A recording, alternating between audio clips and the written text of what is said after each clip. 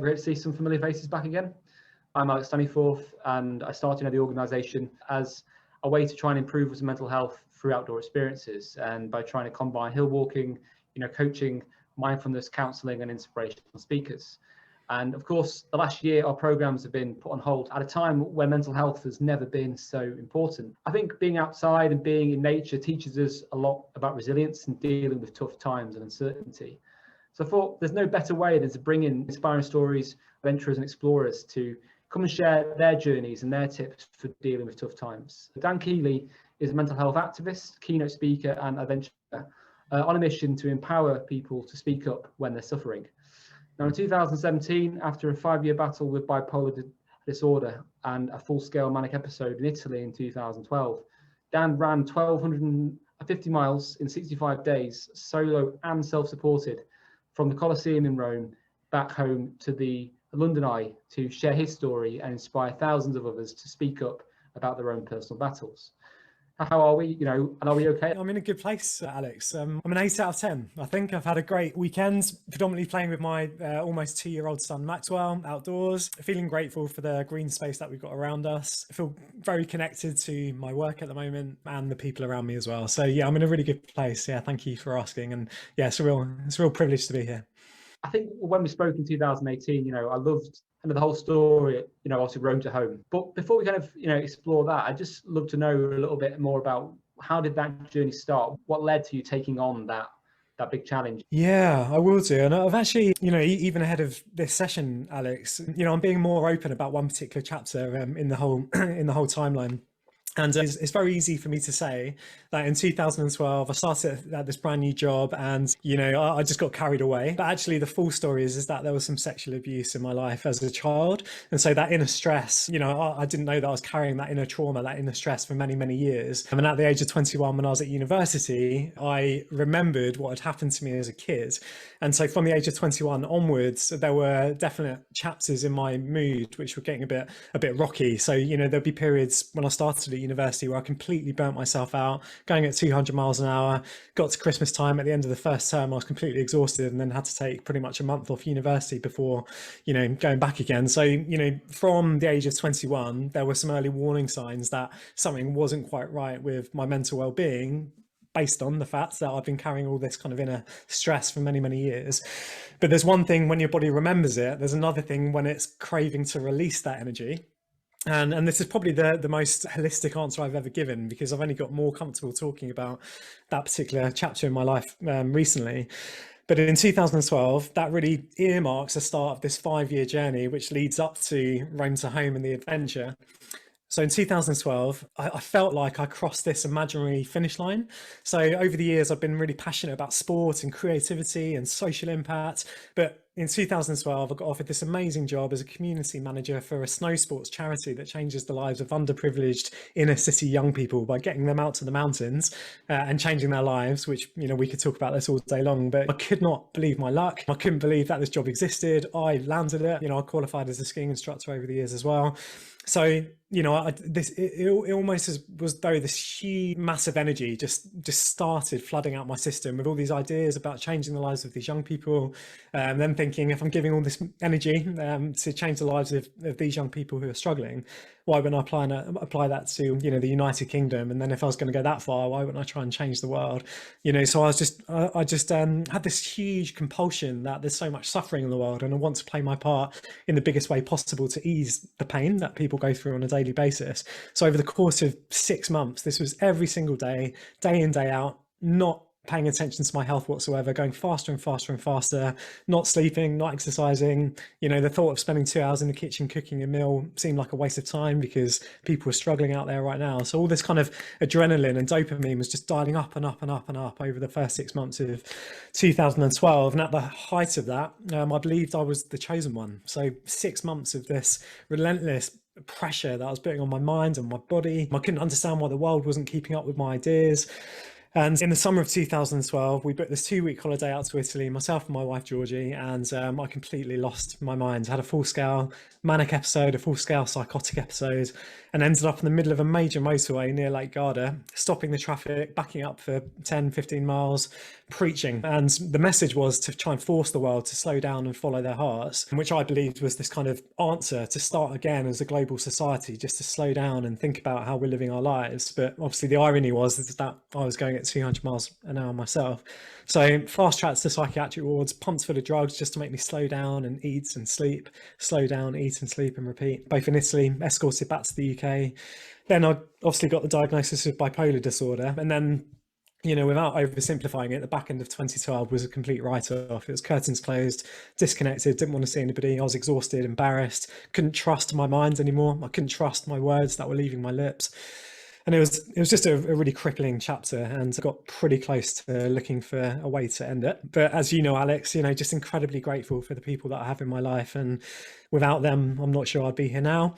And it was really through that process of simplifying, starting again, taking all the pressures off, practicing minimalism and simplifying my life, and really focusing on living very intentionally with my mental health first and foremost. This really started to work for me. So, you know, over those 5 years, it certainly wasn't a linear journey of recovery, but it was incredibly progressive. And I started speaking openly about my experiences. I saw no point in hiding the experiences that I'd been through, and 3 incredible things started to happen. You know, I felt much lighter. I built an even greater support network around me, you included, Alex. You know, what I've seen time and time again is that by being open about my experiences, I was giving permission for other people to be vulnerable. And so I just thought, I've got to do something with this. And then, you know, over the course of, you know, those 2, 3, 4, 5 years leading back up to 2017, I thought, you know, what better way to share my story and give permission for other people to speak up than by returning to Italy, but this time, you know, not standing in the middle of a major motorway, but this time, you know, tracking a really safe path from the Colosseum all the way back to the London Eye. And yeah, I still absolutely light up thinking about it. Well, what a journey, and thank you for sharing that so honestly. It's incredibly inspiring where you've been and where you've come from to use that for such a force for good. Is fantastic. How important was that run then for your recovery and your journey, do you think? It was the most important thing in my life. It was like an oil painting that I was lucky enough to live in for those beautiful 65 days. And it was a painting that I had to bring to life. It was a compulsion. There was no way that the adventure wasn't going to happen. And I remember I was opposite the London Eye actually when the words "Rome to Home" popped into my head. You know, I was watching the fireworks, and at the same time, it was almost as though "Rome to Home" got painted in the sky with this moment of clarity that I was going to take on the adventure. And I still say now, you know, from those words popping into my head, it almost just felt the adventure had already been completed. So I just had to join the dots over the year of preparation, getting my kit together, the route planning, you know, getting my medication in the right place, my mental health in the right place, and then just bringing it to life, looking after myself, keeping myself accountable to my mental well-being to bring this oil painting to life. So it was absolutely, yeah, the most important thing in my life at the time. And last week I had a conversation about this, and somebody said, why do you think the Colosseum and why do you think the London Eye? And there is something really, I don't know what the word is, but cathartic or spiritual, I guess, about bringing this journey full circle. So, you know, really leaning into the fact that 5 years prior in 2012, I didn't really want to be here anymore. And now here I was in a position to take on this truly life-affirming adventure in the service of other people. So it was absolutely the most important thing in my life at the time. Amazing, amazing. I mean, I've actually been there myself about 3 years ago, and you know, Rome is a spectacular place. And aside from the pizza, what were the highlights from that trip? There are some really standout memories, and with your permission, Alex, I'm going to change my virtual background to Yeah, I'd love to see them. the short highlight reel from the adventure. So this the first time I've done this, but hopefully it will work. So I'll just give you a flavor. I'm going to sit over here, but this will just give you a bit of a flavor of the sort of the energy and the color that was being brought to life with the adventure. And I'll try and do this in certain orders, but obviously day one, setting off from the Colosseum. It was the 25th of August. So it was a really, really hot day, and it was just beautiful. Heading up through Tuscany, heading up to Siena was just, you know, just that feeling that this adventure was suddenly alive. And I was bringing it to life, and all the other people that I was meeting on the way. There's loads of people that still walk to the Vatican to get their blessing, and I was kind of following the same path that links all the way up to Canterbury. So coming across loads of other pilgrims on their own journeys, you know, just dealing with the conditions, rolling with the punches, running through a storm, having a lot of fun. You know, I really enjoyed the creative side of the whole adventure. And this is why I refer to it as an oil painting, because, I just had a lot of fun when I was out there and, putting together these mini video edits every day. But yeah, going up and over the spine of Italy, heading up towards the Alps was just incredible. So the whole Alps chapter was probably 10 days. And, the 2 days up and 2 days down was of course beautiful. Heading over the Great St. Bernard Pass with my little mascot.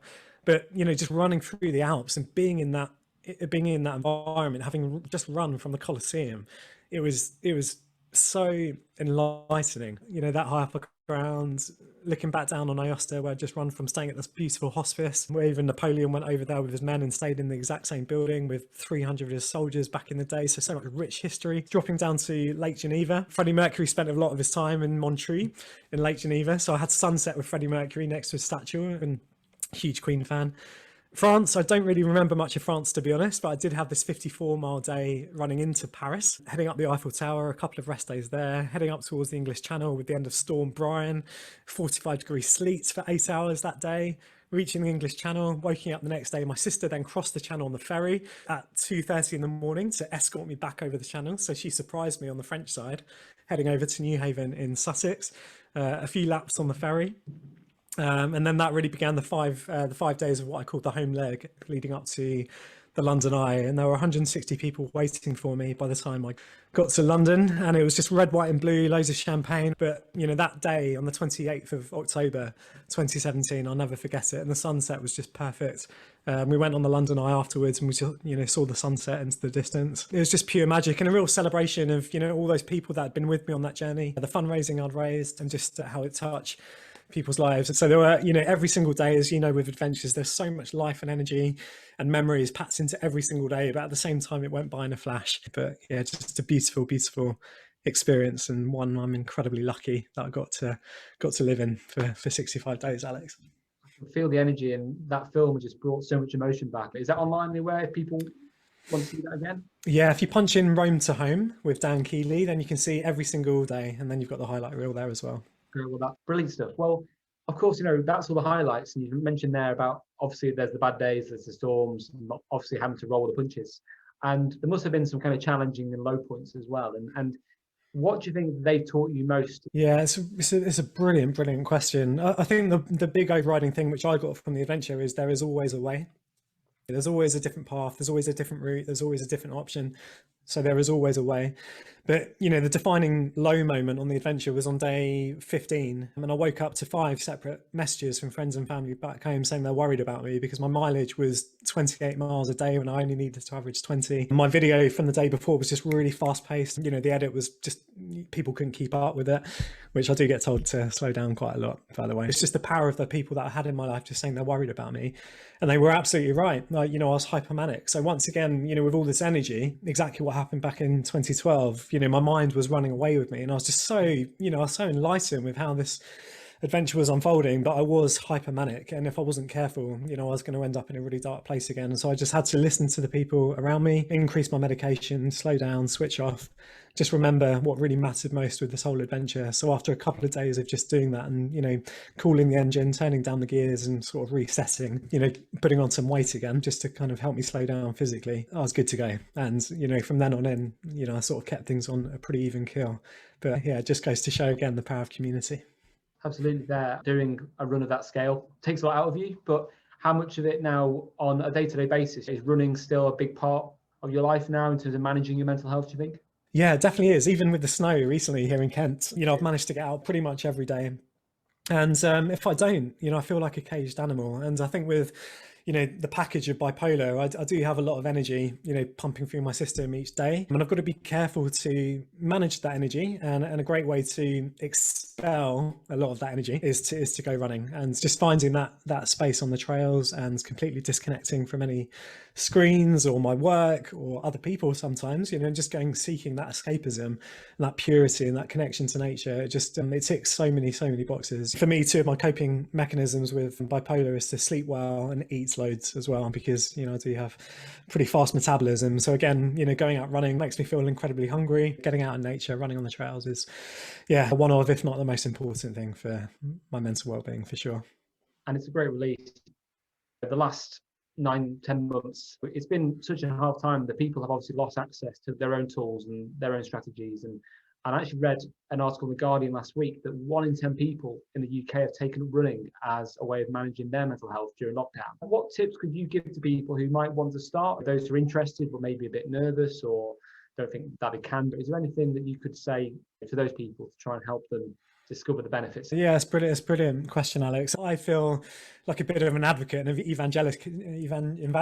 evangelist for trail running in particular. You know, what is trail running? It's literally running anywhere that isn't the road or the pavement, to be honest. And so, you know, the simple, beautiful, creative, playful way to get connected with that is literally just to open Google Maps and have a look around you within, you know, a 5-mile radius for the green patches, and then just head out there and have a good look around just to start with. You know, I think for me, that's just one of the great ways that I've discovered new routes local to me. You know, and sometimes it's just standing in a corner of a park and turning your back to the city. You know, it can be as simple as that, or taking some headphones or just something just to quiet the mind. To look for those green patches, I think, is any great starting point. But certainly, you know, for trail running, yeah, some grippy footwear definitely helps. But you know, I think a lot of the time, you know, when I'm trail running, I feel like a big kid. I just love exploring new routes without an OS map, without Google Maps. You know, once I've decided on a green patch that I want to explore, quite often I'll just find a safe place to park and then just run free like a child. Obviously, just be really, really careful with the conditions and be very attentive to that. If you're worried, then definitely take your phone with you and an extra battery pack if you're worried about,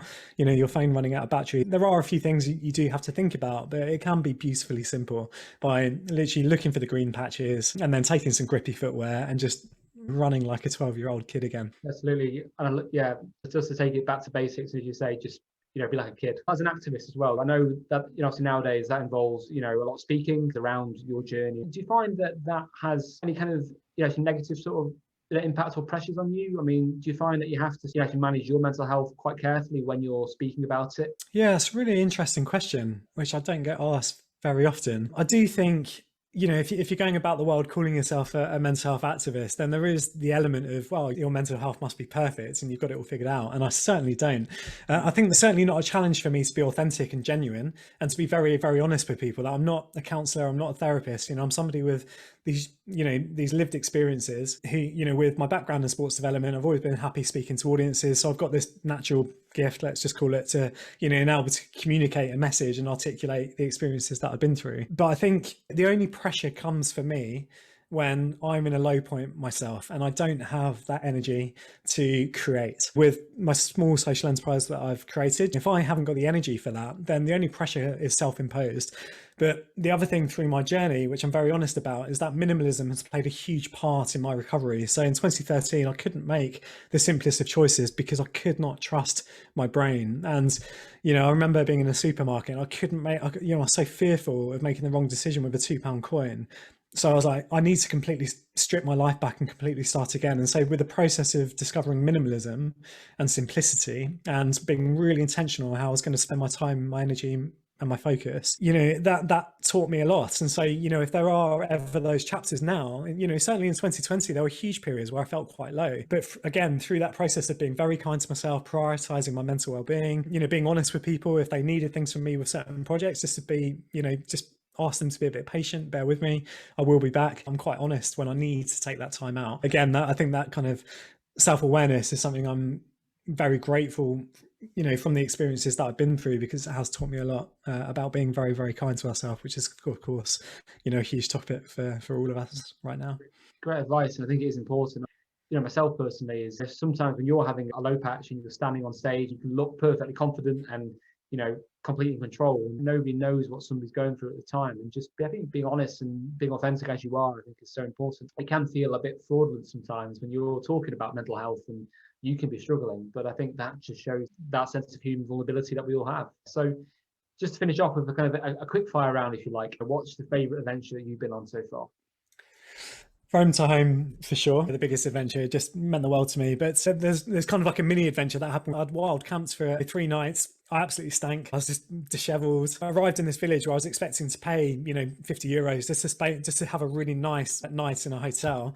And the guidebook lied to me. There wasn't anywhere to stay. So I was like, okay, one more night, this will be fine. So I bit my head torch on, carried on the pilgrim's path and saw these stables down the end of a farmer's track. So I got loads of hay, had a really lovely night under the stars, actually. Woke up at 5 a.m. thinking, I'm not going to disturb anybody. But as I was leaving the track, the farmer came down in his tractor. He was really questioning what I was up to, and I have a little crib sheet in Italian just to explain I was on this adventure. And then he gave me 40 euros. So I saved 50 euros, had an amazing night under the stars, and then I came away in credit because he just loved the adventure. And he's like, go and treat yourself to a warm breakfast and good on you. So it's just this beautiful, beautiful moment of kindness, and just really kind of reflected the kindness of all those beautiful Italians that I met along the way before I headed over to Switzerland. Amazing. And that is one of the bonuses, I think, of doing these long adventures, is the human kindness along the way is always staggering. And close to home, have you got a favourite local route that you've been relying on? Yeah, it's called the Montreal Estate. So in Sevenoaks, the kind of jewel of the town is Knoll Park. Loads of deers. It's a bit like Richmond Park. But little do people know, if you go the other side of the high street and venture out into the trails just for 5 minutes, there is a beautiful privately owned estate, but they welcome responsible walkers and mountain bikers and trail runners. So that's been my go-to playgrounds for the past 3 years. So yeah, if anybody's based in the southeast and wants to come running with me at the Montreal Estate, they are more than welcome, safely when we can. I saw the pictures on Instagram, actually, and it does look stunning. What's the place you're most looking forward to visiting when, as you say, when we are allowed to go a bit further afield? Chamonix. Yeah, beautiful part of the world. I've spent a fair few winter seasons in the Alps, so I'm skiing, but I've yet to really dive into the world of trail running in the Alps, and I can't think of a better place to go and spend a couple of weeks. Have you got any upcoming projects and things on the horizon?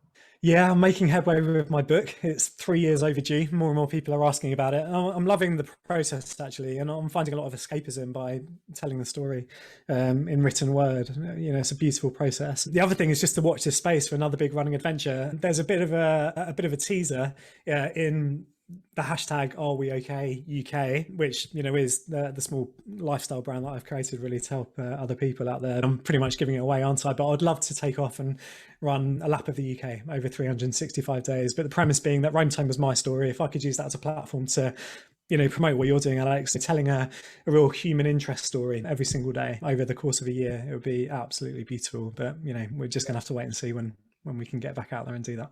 That would be amazing. Yeah, I'm sure all of us will be there to watch you and support you. What's the best way for people to get in touch with you? It's an open invite, and I think those that do know me is that I like to think of myself as extremely collaborative, and as long as I'm waking up every day and hopefully empowering one other person to speak up about the thing which they've got going on inside, that thing that we all carry around, and perhaps we've got something on our minds that we've been wanting to speak about for far too long. This is what I'm here to do. And whether that's to one person, whether that's to give a talk to a school or a company or an NHS trust, a podcast interview, whatever, teaming up on another running adventure, which we can use as a platform to help other people, I'm all for it. So please do reach out to me. And questions about bipolar, managing my mental well-being, if I've got the time to team up, then I will. And if I haven't, then I need to look after myself. I'll be honest about that as well. But please do get in touch. Yeah, any social media channel, or just drop me an email, dan@dankeeley.co. But yeah, I really appreciate that, Alex. Great stuff. I've also no doubt that your story and journey so far is making a big difference. It's amazing to see, how far you've come and what you've done so far, and really look forward to seeing where that journey takes you next. So we've got a few questions, Dan, coming in the chat. I had a question from Fred. Hi, Alex. Hi, Dan. Thanks so much. Just found that very open and refreshing, actually. And I think you chatted through some stuff which was clearly very difficult when you were growing up. And I just like to ask, I'm really bad at it, but just being able to sort of talk about stuff, I personally get my stomach sort of cramps in knots. I feel embarrassed, and I kind of just don't want to talk about things sometimes. I guess just any things that you found helpful to sort of start being able to talk to people, and who do you talk to as well? Yeah, it's a really great question, Fred, and thanks for asking that. and your kind words as well. Just something that really comes to mind quite quickly, and I only recently discovered this. There was a study done in America in the 70s where they interviewed like 5,000 men in particular about who are the people closest to you in your life that you would open up to about your deepest, darkest secrets. And at the top of that list was the bartender. Second was their barber. Third was their priest if they were religious. Fourth was their friends, and then fifth was their family members. And that has stuck with me ever since I came across that piece of research. And I think it's almost a beautiful reminder that it doesn't have to be the people closest to you in your lives that you open up to. And for me, certainly during my most extreme times, I was very fortunate to have counselling. Then life coaching played a bit more of a part in my recovery, thinking about how I was going to take the meaning from the pain that I've been through and channel that to help other people. So life coaching played a massive part in having a safe space to, explore some crazy ideas and then kind of fine tune it. But I know it's not easy. There's some broader things that I could talk all day long about, where we connect through our weaknesses as human beings, not our perfections. I don't think we're ever burdening anybody when we reach out for help. I think we're quite often giving the other person the gift of being able to help us. So I often think about flipping it. So again, even in my chapters of struggling last year, Fred, I had to reach out to my friend Jason and just say, look, I'm not in a good place. Can we just have a chat? And he was really grateful actually that I gave him that gift of being able to just listen to me. And again, we've connected so much more so through the back end of last year because of it. I can't speak highly enough about taking time out and really reconnecting to what's really going on inside, because nobody will ever judge you for what's going on in your heart. If you're speaking from a place of what's going on in your heart, you cannot be judged. This is how I feel. I've got this thing going on in my heart. I just want to talk about it in a safe space. So nobody will ever judge you for that. And yeah, of course I can say, that there are so many different support groups and helplines and all the rest of it. But, I'm as guilty as anybody about not picking up the phone to those helplines out there. But, just like with that piece of research, is never stop looking for that safe space to have these conversations. And whether that's with me, whether that's with the community, with Mind Over Mountains, so many other great organizations out there. The Campaign Against Living Miserably, the charity that I raise money for, are incredible. There is no shortage of safe spaces out there and people wanting to have these conversations. That's awesome. Thank you, Dan. A question here from Hannah. Hey, Dan, I just wanted to reflect on your last question, actually, because I think this whole thing around permission, giving people permission to help you is massive. I live with someone with mental health difficulties, and I'd just say from personal experience, there can be a real awkwardness happening both sides of people not knowing what to say. And I think that framing around you're giving a gift is huge. My question was around being kind to yourself. I think it's a really commonly used phrase, but can be a bit of an intangible concept. What does that mean? And I know that self-kindness could mean very different things to different people, but I wondered whether you had any tips to help people think about what self-care might mean to them, or to kind of recognize when they're doing something that's nurturing as opposed to something that's exerting energy elsewhere. I think the first thing that jumps out is that self-care is, I always believe, one of the most selfless things that we can be doing for other people. By example, now I've got my 20-month-old son downstairs, Maxwell, and I have to top myself up to be a great dad to him. It's a really, really great question for different reasons, and I think there's something to be said for reconnecting to yourself, taking that time out to, figure out what lights your soul and then use that as your guiding light. It's a question that's been bounced around recently. If you had a whole day to practice self-care, would you spend it on yourself, or would you spend it on trying to help others? And what would make you feel better at the end of the day? And I think it's a really great question. So for me, one of my sort of 5 pillars is the last one. So I've got my health, relationships, passions, growth, and being in service to other people. So right now, talking to you now, Hannah, health, I feel great, mentally cathartic, speaking about this stuff. Relationships, passionate about it. I'm growing every time I do this stuff, and hopefully this is being of service. So I'm very, very, this is a hell yes when Alex said about jumping on, but that being in service to other people is one of my 5 pillars with how I lift my own spirits. But that might be completely different for you. It's what makes you smile. For some people it's listening to a podcast, for other people it's jumping on a session like this. It's that self-awareness, and I think that only comes from shutting out the noise and reconnecting to what's really going on in our hearts. We've got to slow down and to reconnect to ourselves and to have those moments of stillness, just to ask ourselves those questions. What lifts our spirits? For me it's this.